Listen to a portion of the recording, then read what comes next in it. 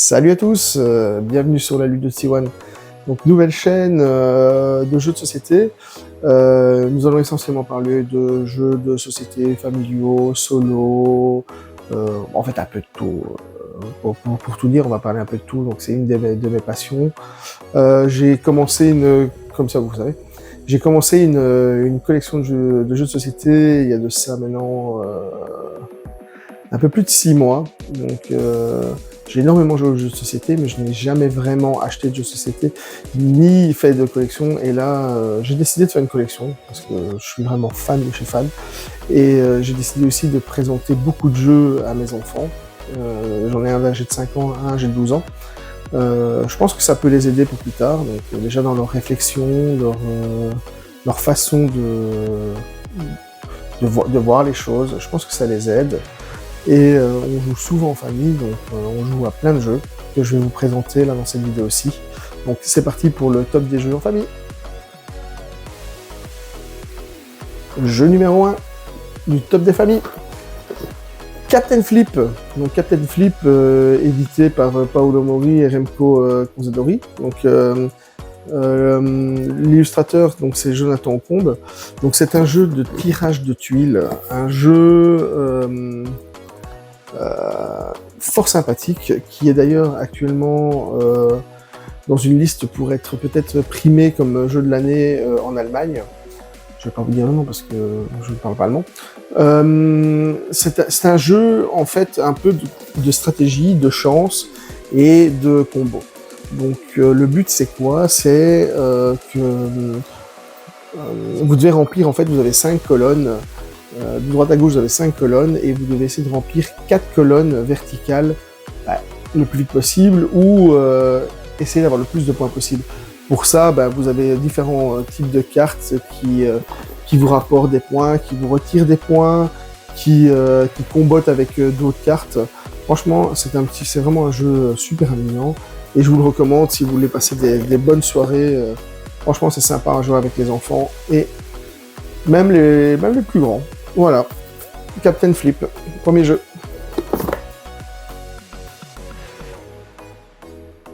Le deuxième jeu des top des familles. Donc là, c'est une toute petite boîte que je vais vous présenter. C'est un jeu avec lequel on a quand même pas mal joué. Je pense que c'est même le jeu préféré du plus petit de mes enfants. C'est un jeu de dés et de cartes. Donc c'est un jeu de dés et de deck building. Il s'agit de Pikit. Pikit, c'est un jeu avec des monstres qu'on appelle des kaiju, ce sont des monstres japonais, et les fameux Gundam, donc les mechas japonais qui affrontent en général ces kaiju.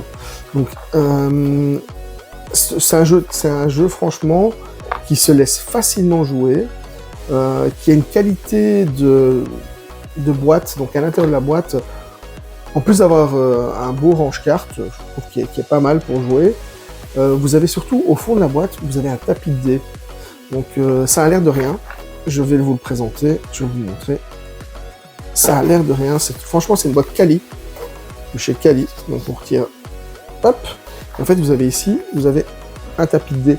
Ce tapis de dés vous permet en fait premièrement que vos dés n'aillent pas partout, mais comme ce sont quand même des gros dés en plastique, donc vous voyez ici, et ils font pas beaucoup de bruit. Franchement, c'est top quali. Pour moi, c'est vraiment top quali pour le prix. Donc on est sur un peu plus de 10 €. Donc c'est édité par Repo Game. Le jeu est de Corentin Brandt, mais l'illustrateur, je ne sais pas, je ne l'ai pas vu. Je n'ai pas vu qui est l'illustrateur, mais c'est un jeu que je vous conseille pour passer des bonnes soirées en famille. Voilà. Pikit comme deuxième jeu. Le troisième jeu du top en famille. Le troisième jeu, c'est un jeu de bingo. C'est un jeu qui est pas mal connu. C'est Super Mecha Lucky Box de Phil Walker Harding. L'illustrateur, je ne pense pas qu'il y ait vraiment d'illustrateur pour ça. Ce sont juste des cases avec des chiffres, des étoiles et des éclairs. C'est un jeu un peu de chance, comme tout jeu de loto, mais il y a quand même de la stratégie à avoir. C'est-à-dire que le chiffre que vous sortez, la carte que vous retournez, n'est pas forcément la carte que vous allez cocher. Donc vous pouvez jouer des petits jokers pour changer justement les numéros des cartes et ce qui peut être des fois à votre avantage et des fois à votre désavantage. Parce que si sur la fin, vous avez vraiment joué tous vos petits jokers, ben, il se peut que ben, vous arrêtiez de pouvoir comboter. Mais franchement, petit jeu sympa, il paye pas de mine. C'est un petit jeu avec des stifs, vous recevez les stifs avec. Mais top jeu pour jouer en famille. Quatrième jeu des jeux en famille. Donc c'est un jeu qui est issu de la famille, on va dire, de cartographeurs. Donc c'est un jeu où vous devez dessiner des formes sur des cartes et battre surtout des hordes de zombies. Il s'agit de Zombicide Gear Up. Zombicide Gear Up qui est une conception de Jordi Adan et de Marco Portugal, qui est illustré par Dani Orizio. Donc c'est un jeu dans lequel vous devez survivre face à des hordes de zombies. Donc ces hordes de zombies, vous pouvez les abattre donc, avec des armes que vous avez en votre possession. Vous avez 4 armes différentes. Au plus vous abattez de zombies, au plus vos armes deviennent puissantes, ont des améliorations.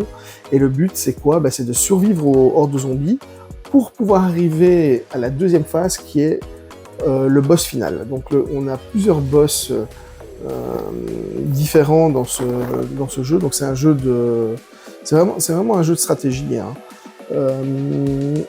qui peut des fois vous rendre fou parce que vous n'avez pas forcément toujours les bonnes combinaisons pour tuer les zombies et je vous dis des fois c'est compliqué, mais c'est super marrant et c'est super chouette. En tout cas pour les enfants, même mon petit de 5 ans y arrive.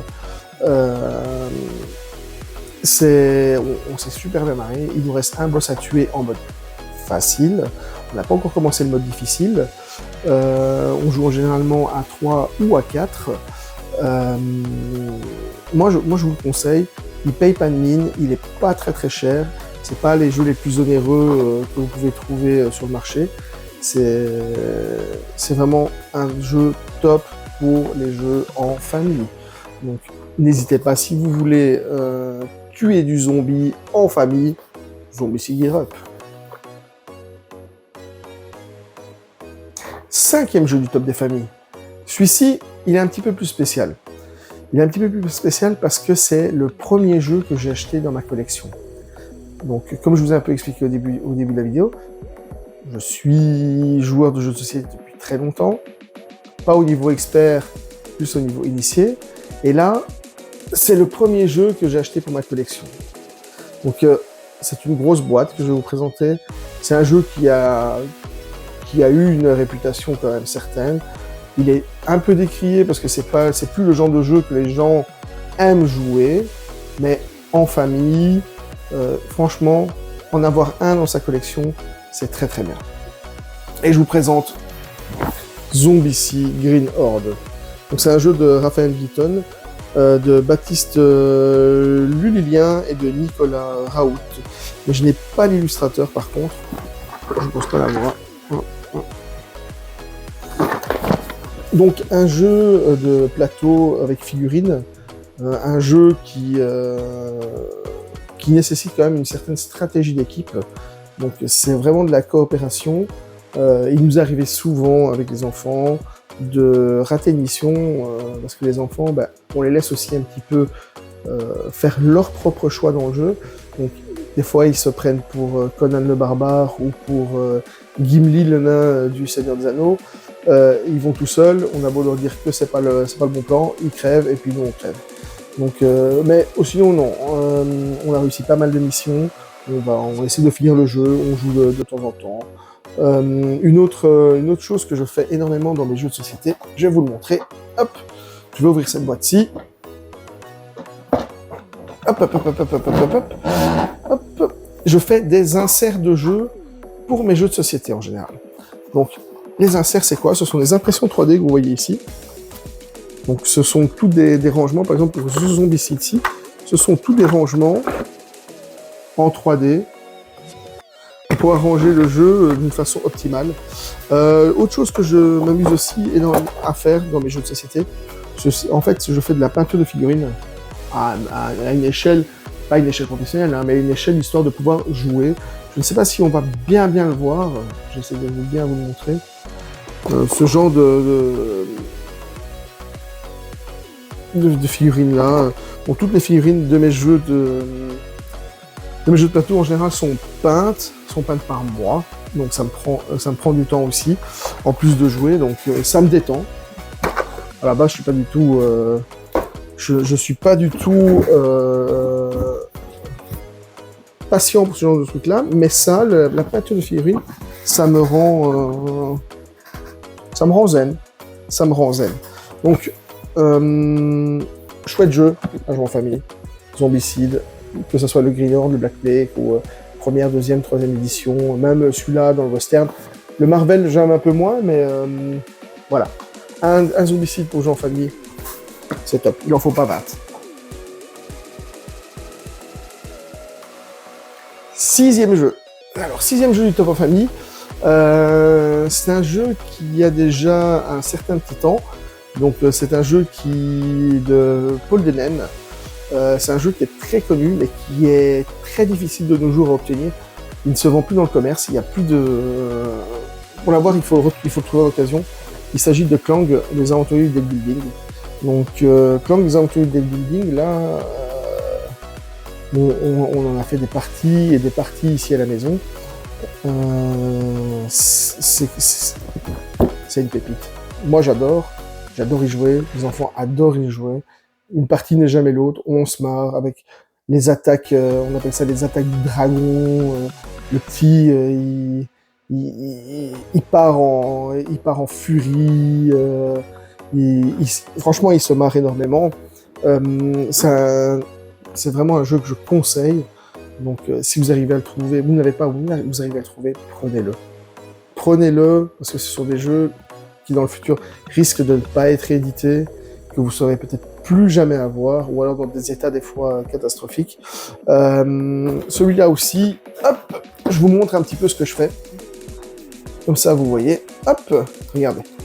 J'ai créé une boîte en impression 3D sur mesure, pour que tout soit vraiment rangé à la perfection. Donc mon jeu est rangé comme jamais, quoi. Donc tout est bien séparé, tout est bien rangé, tout est nickel de chez nickel.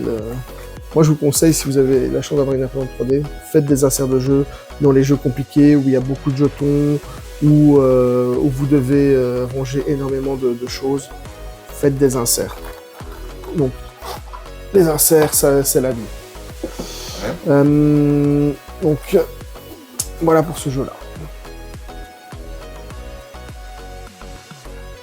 Septième et dernier jeu en famille. Donc c'est un jeu qui est très récent, qui a eu